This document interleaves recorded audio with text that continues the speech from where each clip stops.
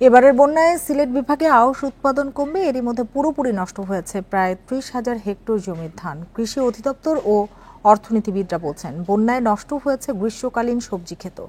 এদিকে সিলেট ও রংপুরে আরও কয়েকদিন বন্যা পরিস্থিতির অবনতির সতর্কতা দিয়েছে বন্যা পূর্বাভাস কেন্দ্র।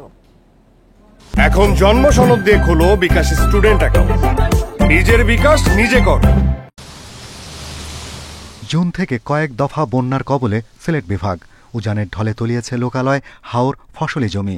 বন্যা পূর্বাভাস কেন্দ্র বলছে, আরও বেশ কিছুদিন থাকবে পানি।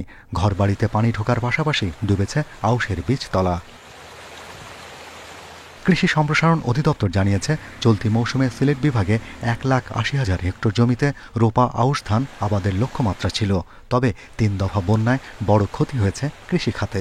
27,784-র মধ্যে আমাদের 22,549 হেক্টর ফসলটাই বিনষ্ট হয়ে গেছে, পুরাটাই বিনষ্ট হয়ে গেছে। এটা যদি আমরা ক্ষতির পরিমাণ টাকা আয় করি, তাহলে আনুমানিক আমাদের এটা 418 কোটি টাকার মতো ফসল আমাদের বিনষ্ট হয়েছে।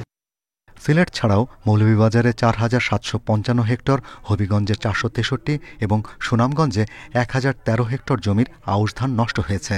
বন্যায় তলিয়েছে গ্রীষ্মকালীন সবজিও। আমনের বীজতলা বাড়ন্ত অবস্থায় আছে, সেখানে আমনের বীজতলা ক্ষতিগ্রস্ত হচ্ছে।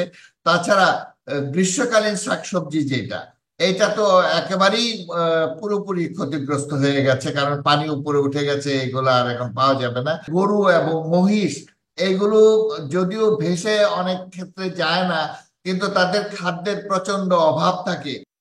বন্যা পূর্বাভাস কেন্দ্র বলছে, সুরমা, কুশিয়ারা, মনু, সমেশ্বরীর পানি বিপদসীমার উপরে বইছে। তাই সামনের কয়েকদিন বন্যা পরিস্থিতি আরও নাজুক হতে পারে। এপ্রিল বা মে মাসের প্রথম সপ্তাহে হয় না। বড় ধানটা ওইখানে উঠে গেছে সহি সালামত সুন্দরভাবে এবং বাম্পার ফলন হয়েছে। তবে হ্যাঁ, সুনামগঞ্জ এবং সিলেটে যে বন্যাটা হয়েছে, এটা 22-এর আগে আমরা এই ধরনের পানির উচ্চতা সিলেট সুনামগঞ্জে আমরা দেখি নাই, আমাদের অভিজ্ঞতায় আমরা পাই নাই। আসামের ভারী বৃষ্টির কারণে তিস্তা ও ব্রহ্মপুত্রের পানিও বাড়ছে। তাই উত্তরবঙ্গেও বন্যা পরিস্থিতি অবনতির শঙ্কা রয়েছে। Shahriar Anirban, independent news, Dhaka.